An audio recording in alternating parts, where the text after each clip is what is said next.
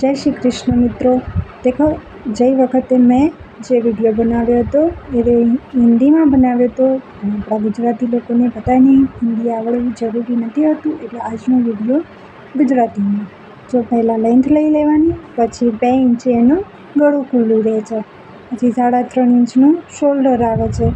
આ દરેક બ્લાઉઝનું common cutting છે। હવે એનું શોલ્ડર 6 ઇંચે સ્ક્વેર્સનો શેપ આપી દેવાનો, પછી એનો રાઉન્ડ લઈ લેવાનો મૂળાનો। જે આપણું માપ હોય એનો જે મૂળો હોય એનો અડધો ભાગ કરી અને આ રીતે મૂકી દેવાનો। જો બરાબર, જે ત્યાંથી 2 ઇંચ એનું માર્જિન માટે વધારી દેવાનું છે। હવે ડાયરેક્ટલી ફિટિંગ હોય, જ્યાં ફિટિંગ આવે ત્યાં એનો ચોથો ભાગ લેવાનો હોય છે। આ રીતે 4 ભાગ કરી દેવાનું। જો તમને ભાગ કરતા ના આવડે તો સ્કેલની મદદથી એને વાળીને 4 ભાગ કરીને મૂકી દેવાનું, બસ। તો એની કમરનું માપ મળી જાય। પછી એમાં 2 ઇંચ વધારી દેવાનું માર્જિન માટે। એનું જેટલું ગળું છે એમાં 1 ઇંચ વધારે એડ કરવાનું છે, એનું સિલાઈમાં જે જાય એના માટે। પછી આ રીતે ગળું ચોરસ બનાવી અને એનો જે શેપ આપવાનો હોય આપી દેવાનો। આ કોમન ગળું છે લટ આકાર। હવે આને કટિંગ કરી લેવાનું છે। પ્રિન્સેસ કટનું કટિંગ કરવા માટે પાછળના ભાગનું કટિંગ કરવું પહેલાં ખૂબ જરૂરી છે।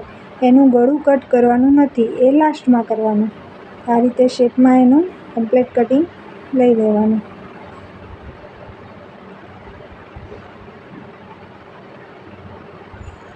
કમ્પ્લીટ કટિંગ થઈ જાય પછી આ રીતે જે રીતે મેં બતાવ્યું એ રીતે આમ મૂકી દેવાનું છે।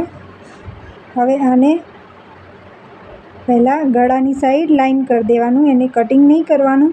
જે માપ છે એના માપ પ્રમાણે લાઈન કરી દેવાની છે અને નીચે આ રીતે દરેક બ્લાઉઝમાં અડધો ઇંચથી 1 ઇંચ વધારી દેવાનું છે, કારણ કે પાછળના ભાગ કરતાં આગળનો ભાગ નીચો જ રાખવો પડે। સાઈડમાં બી 1 ઇંચ વધારી દેવાનું ફિટિંગ માટે। જેમ કે પ્રિન્સેસ કટના કટમાં આપણે 1 ઇંચ એટલું ઓછું કરીએ છીએ, એનો કટિંગ કમ્પ્લીટ કરવા માટે એ વધારી દેવું પડે છે બાજુમાં 1 ઇંચ જેટલું। પછી આ રીતે એના શેપમાં જ કટ કરી લેવાનું હોય છે, બસ। આટલું વધારે કટિંગ કરવાનું પાછળના માપ કરતાં। લંબાઈ પણ આટલી દરેક બ્લાઉઝમાં વધારવી જ પડે છે। જે પ્રિન્સેસ કટ કરીએ છીએ ગળાને આ રીતે કટ કરી લેવાનું, બંનેનું સાથે કટ, પછી પાછળનો શેપ જે હોય એ કટિંગ કરી લેવાનું। હવે આગળના ગળાના માપનું નિશાન દોરી દેવાનું, જેટલી લંબાઈનું હોય। જેમ કે 7 ઇંચ કોમન માપ છે, 7.5 ઇંચ, પછી જેટલું હોય 8 કે 7 ઇંચ જેટલું હોય એટલું માપ એને સ્ક્વેર કરી લેવાનું। પછી જે શેપ આપવાનો હોય એને આપી દેવાનો। આને મેં નોર્મલ ગોળ જ રાખ્યું છે, જે કસ્ટમરને જોઈતું હતું એ જ રાખ્યું છે। પછી આ રીતે કટિંગ કરી અને આને સરખું શેપમાં લઈ લેવાનું।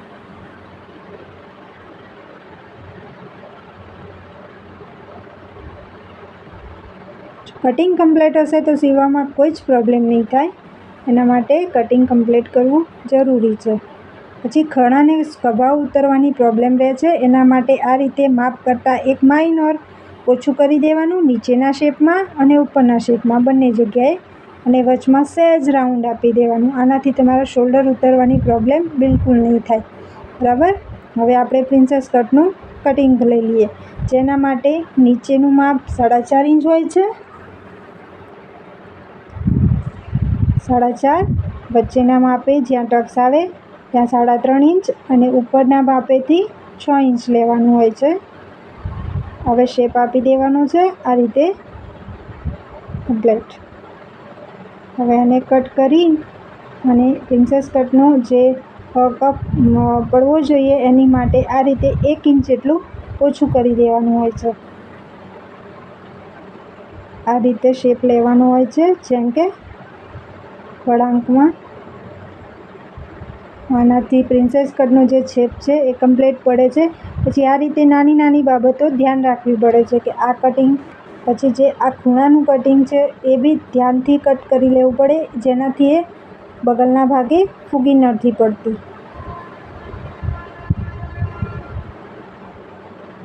હવે આ કમ્પ્લીટ થઈ ગયું. હવે આપણે સ્લીવનું કટિંગ કરી લઈએ. સ્લીવ માટે આ રીતે સીધો શેપ હોય એને વાળી લેવાનો. જેમ કે મૂઢો વધારે છે તો અમને સાઈડમાં એક બાજુ સાંધો આવશે બાયમાં, જે લેવો જરૂરી છે, નહીંતર પછી માર્જિંગ માટે કાપડ રહેતું નથી. જે બી બાયની લંબાઈ હોય એમાં 1 ઇંચ વધારે એડ કરી દેવાનું. જેમ કે દાખલા તરીકે 10 હોય તો આપણે 11ની સ્લીવ લઈ લેવાની. આની 10.5ની હતી તો મેં 11.5 કરી છે સ્લીવ, જેથી અને આ રીતની ની બોયને 4 ઇંચ ઓછી કરી દેવાની. હવે એને શેપ આપી દેવાનો છે આ રીતે.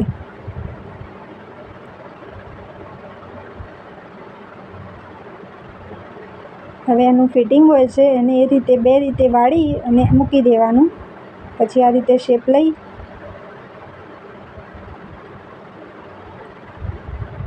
માપ લઈને એને શેપ આપી દેવાનો. જે મૂળાનો ભાગ છે એને પણ અડધો કરી અને આ રીતે મૂકી દેવાનો હોય છે. જો આટલો મૂળો આવે છે તો પછી સાઈડમાં એટલું ફિટિંગ તો જરૂરી છે. 2 ઇંચ ફિટિંગ રહેવું જ જોઈએ દરેક બ્લાઉઝમાં.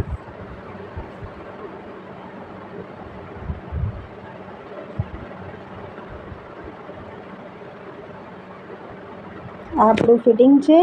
આ બીજા નંબરનું માર્જિંગ માટે છે.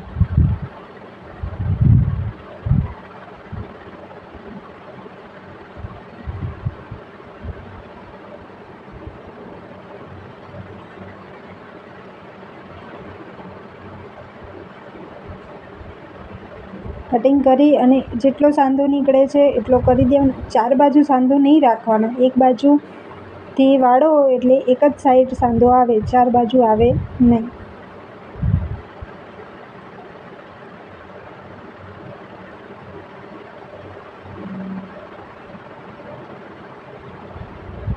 ઓકે, બ્લાઉઝનું કટિંગ કમ્પ્લીટ થઈ ગયું છે.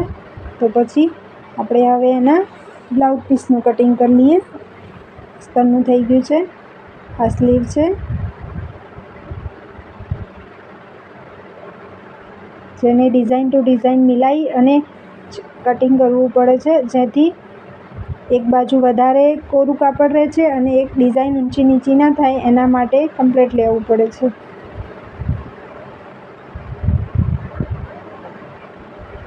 જો એમાં પણ સાંધો આવે છે, શું કરીએ?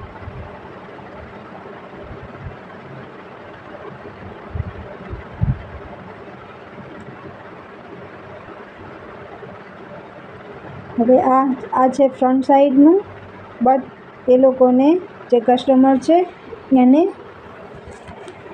પાછળ હૂક નથી જોઈતા, આગળ હૂક જોઈએ છે. તો પછી અને ડિઝાઇન બી કટ થશે તો ચાલી જશે, બટ ગળું જેટલું છે નેક એટલું જ જોઈએ છે એમને.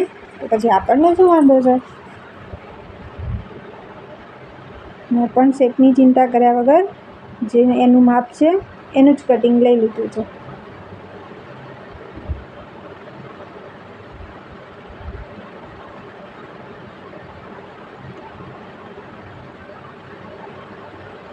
કેટલી મસ્ત ડિઝાઇન છે, કપાઈ જશે,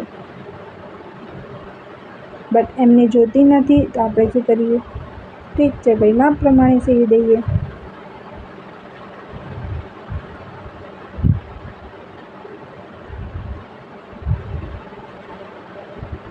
જો મારી ચેનલને સબસ્ક્રાઈબ ના કરી હોય તો સબસ્ક્રાઈબ કરી લેજો અને લાઈક પણ વિડીયોને. આ રીતે શેપ ટુ શેપ મિલાવો બહુ જ જરૂરી છે, જેથી ડિઝાઇન આડી ટેઢી ના થઈ જાય એની માટે.